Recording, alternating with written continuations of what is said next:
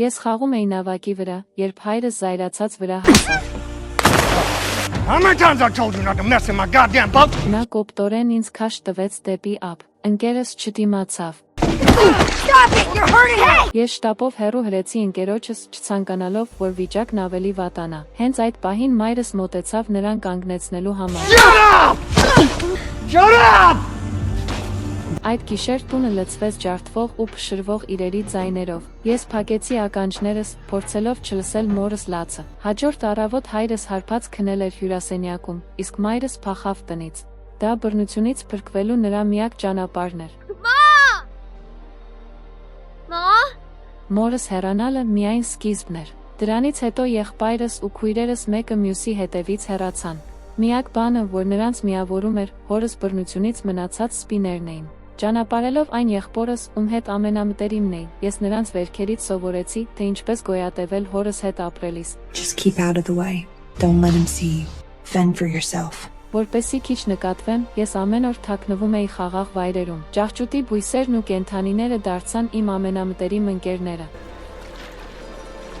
Հետո նկատեցի, որ մեր ընտանիքի քայքայումը կարծես մի փոքր մեղմացրել էր հորս։ Ես փորձեցի բաներ խնդրել նրանից։ I'm hungry. Հայրս ինձ տարավ քաղաքի խանութը։ Դա առաջին անգամն էր, որ ես բարություն զգացի արտաքին աշխարհից։ Խանութի տիրուհին անմիջապես հասկացավ իմ վիճակը եւ մեղմորեն ասաց, որ իմ տարիքի երեխան պետք է դպրոցում լինի։ Նա ասաց, որ քաղաքի դպրոցում նույնիսկ անվճար ճաշ են տալիս։ Նրա նկարագրած ուտելիքից բերանիցս ջուր էր գնում, բայց ես միևնույն է չէի կարողանում հայացքս բարձրացնել։ Plenty kids go to school without shoes. But you will need a skirt.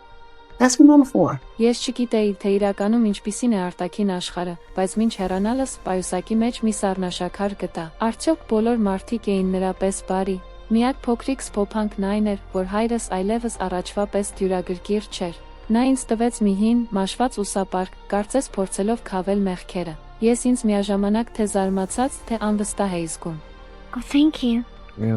Բայց հորս բարությունը երկար չտևեց։ Մի օր ես մորիցս նամակ ստացա, բայց հայրս այն խլեց ձեռքիցս։ Ես դեռ կարդալ չգիտեի եւ հուսահատորեն ուզում էի, որ նա կարդա ինձ համար։ Երբ նա ավարտեց կարդալը, հանեց գրակայրիչը։ No! Why? Ինչքան էլ աղաչեցի, նա այրեց նամակը եւ մոխիր դարձրեց մորս մասին բոլոր մտքերս։ Թե ինչ էր գրված նամակում, ես այդպես էլ չիմացա։ Ես խնամքով հատիկ-հատիկ հավաքեցի մոխիրը եւ զգուշությամբ դրեցի շշի մեջ։ Իսկ հայրս շարունակում էր հայհոյել, այրելով այն ամենը, ինչ մայրս թողել էր իրենից հետո։ Ինձ մնում էր միայն լաց լինել, անկարող լինելով որևէ բան փոխել։